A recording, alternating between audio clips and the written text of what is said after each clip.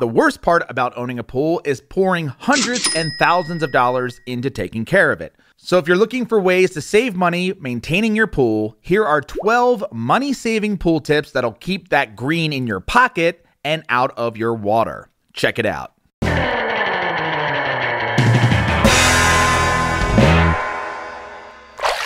Real quick, before we continue, if you want more help taking care of your pool, be sure to grab our free pool care cheat sheet at swimuniversity.com/cheat sheet. It's totally free and will help you keep your pool clean and clear all season long. Tip number 1, use a solar cover to retain pool heat and chemicals. Solar pool covers, aka solar blankets, are large sheets of insulating plastic that look like bubble wrap and lie on the top of your pool water. They help warm up your water by capturing the sun's energy and help retain heat by reducing water evaporation, especially at night. When water evaporates from your pool, you'll lose both heat and chemicals in that water. A solar blanket can help stop this from happening. Tip number 2, use a solar dome or black irrigation hose to heat your pool. Gas and electric pool heaters can quickly run up your utility bill. If you're looking for a cheaper way to warm up your water, you may want to consider a solar dome. A solar dome collects the sun's rays and circulates your pool water through warming channels before returning it to your pool. If you want to save even more money, you can make your own solar heater with black irrigation hose and a sump pump. It's the same concept as a solar dome. You pull water out of your pool through a sump pump and into a large coil of black irrigation hose. The water warms up in that black hose and then returns to your pool. It's a simple, low-tech way to harness free energy from the sun to heat up your water. Tip number 3, use baking soda to raise alkalinity. Baking soda is a cheaper alternative to alkalinity increaser. In fact, some brands of alkalinity increaser have just one active ingredient, sodium bicarbonate. Well, guess what? That's just baking soda. Just be aware that baking soda is a little more powdery than standard alkalinity increaser. This may cause your pool to cloud up, so add small amounts at a time to avoid cloudiness. Tip number 4, learn how to close your pool yourself. It can cost hundreds of dollars to hire someone to close your pool. So one of the best ways you can save a ton of money each year is to learn how to winterize your pool yourself. If you want a step-by-step walkthrough on how to close your pool, be sure to check out our other pool closing tutorial videos. Tip number 5, keep your pool cover clean during the winter. If you keep your pool cover clean during the winter, you can save yourself from having to use a ton of chemicals to clear up swamp-like water in the spring. Throughout the winter, use a pool cover pump to get any water off the top of your cover.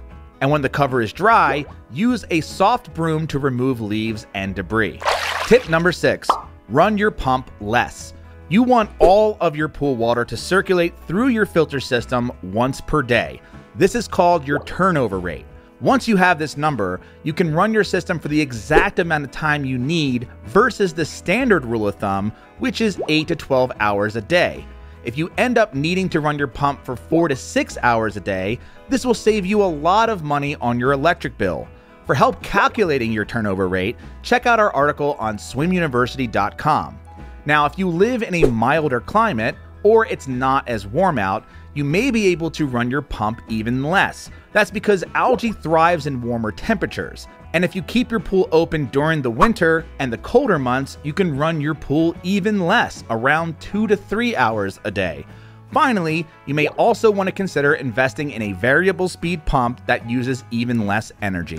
Tip number 7, run your pool pump at night. The peak hours for most electric companies are from 7 a.m. to 7 p.m. during the week. This is when it costs the most money to use electricity. So run your pump during off-peak hours to take advantage of a lower electricity rate. Tip number 8, buy pool chemicals in the off-season and in bulk. Pool stores like to run spring sales on leftover chemicals so they can make room for new shipments. If you buy pool chemicals early in the season, you not only can save money, but you can avoid shortages during peak pool time. And buying in bulk can save you money as well, especially if there's a chemical like chlorine or shock that you use frequently throughout the year. Tip number 9, test your water every week.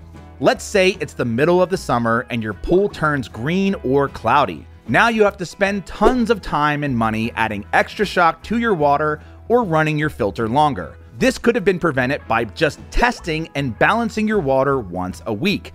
Test strips are a relatively inexpensive way to avoid bigger and more expensive pool problems down the line.